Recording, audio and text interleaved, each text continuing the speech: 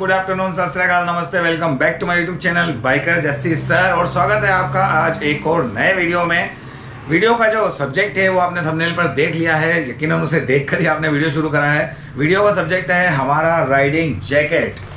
जी हाँ, मेरा riding jacket. Actual में बात करने जा रहे हैं हम लोग राइडिंग जैकेट के बारे में कि राइडिंग जैकेट क्या चीज़ होती है, क्यों होती है, कितने की आती है, क्यों पहनना चाहिए, पहनने से क्या होगा, नहीं पहनने से क्या होगा। इन सब मुद्दों पर आज बात करने वाले हैं हम लोग।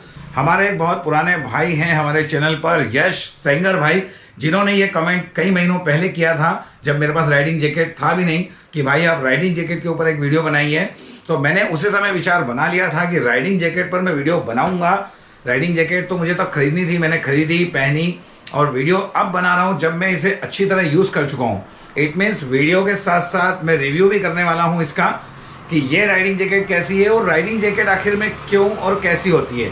क्योंकि मेरे बहुत सारे सब्सक्राइबर्स, व्यूअर्स ऐसे भी होंगे जिन्होंने शायद राइडिंग जैकेट कभी हाथ में लेकर भी नहीं देखी होगी।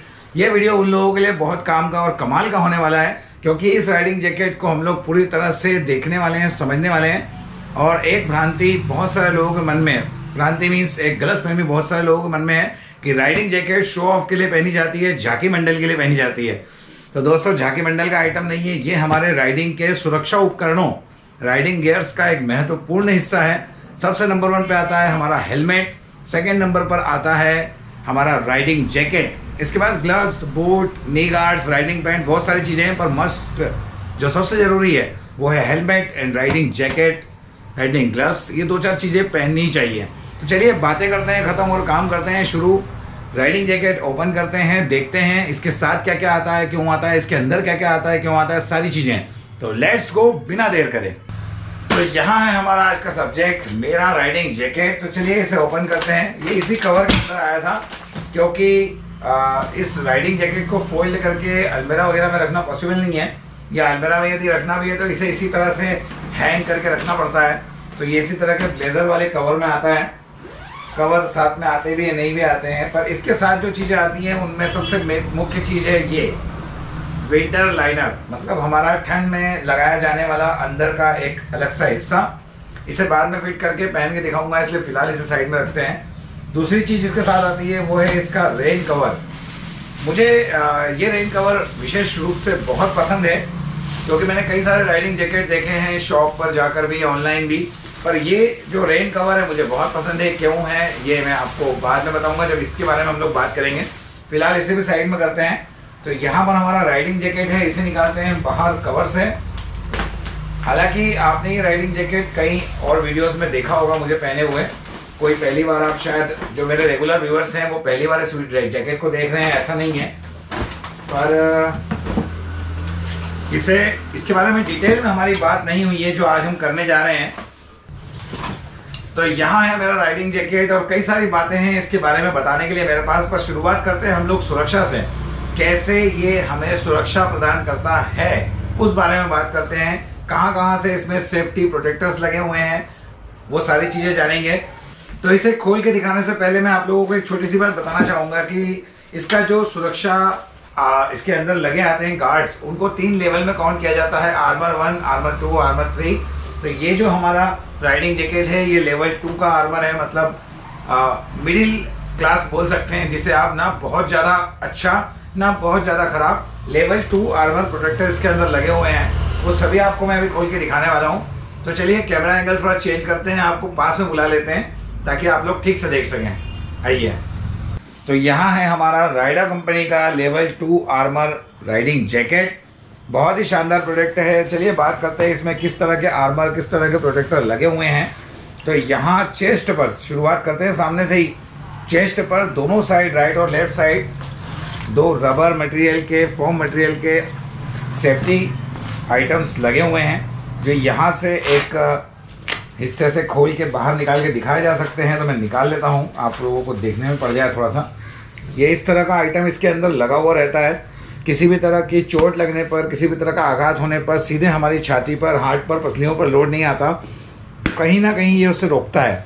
और ये एकदम हार्ड मटेरियल का नहीं है जिससे पता लगा चोट इस पर लगी और ये पूरा का पूरा हमारी छाती पर लगा। तो ऐसा नहीं है। ये मूवेबल रबर का प्रोटेक्टर है, काफ़ी हद तक चोटों को अपने तक ही रोक लेता है। किसी बड़ी घटना में ही ईश्वर ना करे हमें चोट लगती है, अदरवाइज़ यहाँ पर बात खत्म हो जाती है।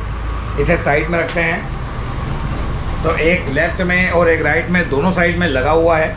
इसके बाद में हम शोल्डर और बाहों की तरफ आते हैं। तो जो हाथ हैं ऊपर से शोल्डर में यहाँ पर राइडा का ब्रांडिंग भी की हुई है और अंदर की साइड कुछ इसी क्वालिटी का एक गार्ड लगा हुआ है। मैं आपको दिखा देता हूँ। मेरे ख्याल से इसे निकालने की ज़रूरत नहीं पड़ेगी क्योंकि ये नेट के अंदर ही है। तो आप नेट के अंदर येलो कलर का प्रोटेक्टर देख पा रहे होंगे। शोल्डर की डिज़ाइन के हिसाब से ये बना हुआ है ताकि कंफर्ट रहे। इसके बाद में ये कोहनी पर भी इस तरह का एक प्रोटेक्टर अंदर की तरफ लगा हुआ है। कोई दिक्कत नहीं होती है, बढ़िया से सेफ्टी हो जाती है हमारी कोहनी की यदि हम गिरते हैं तो ये हो गई हाथों की बात। और सबसे महत्वपूर्ण हमारे शरीर का बैक साइड, जो इस जैकेट का एक मुख्य हिस्सा है। यहाँ पर बैक साइड में इतना बड़ा पूरा एक आर्मर लगा हुआ है जो कि हमारी रीढ़ की हड्डी को सपोर्ट करता है। इसे बाहर निकालना पॉसिबल है तो मैं निकाल के दिखाऊंगा। हालांकि मैंने इसे आज तक बाहर नहीं निकाला है। एक दो बार मैंने राइडिंग जैकेट को वॉश किया है, वहाँ पर भी मुझे इसे बाहर निकालने की ज़रूरत नहीं पड़ी। तो यदि कोई ऐसा मेरा भाई वीडियो देख रहा है जो राइडिंग जैकेट यूज़ करता है और वो समझता है कि इन सब चीज़ों को रिमूव कर वॉशिंग करना चाहिए राइडिंग जैकेट की, तो प्लीज़ कमेंट करके मुझे सजेशन देना भाई। गाइड करना, सीखते रहने में कोई बुराई नहीं है। मैं कभी भी सीखने से परहेज नहीं करता।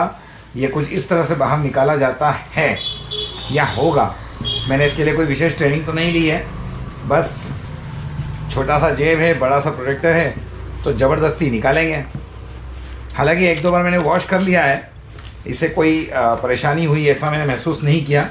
इसे अंदर की तरफ मोड़ लेते हैं, जैसे तकिए की खोल में तकिया घुसाया जाता है और ये इस तरह से बाहर आ जाएगा। तो बहुत ही शानदार मटेरियल का बहुत ही बढ़िया चीज़ है ये।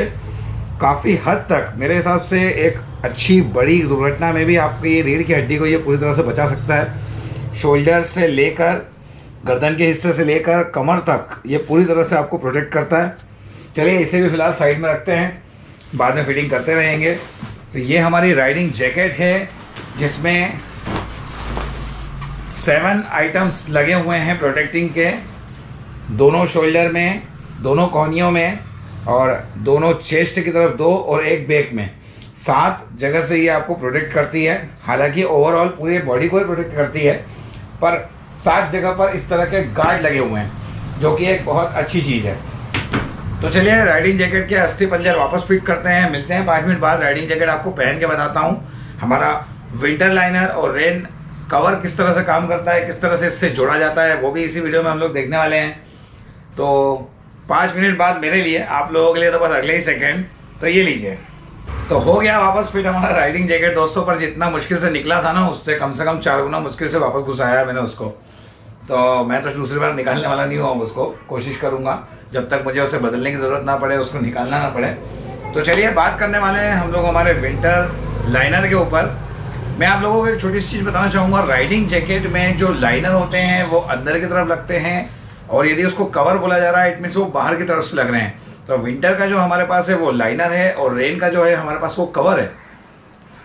चलिए पहले लाइनर के बारे में बात करते हैं। चलिए तो सबसे पहले फिट कर लेते हैं हमारे विंटर लाइनर को हमारी जैकेट के अंदर।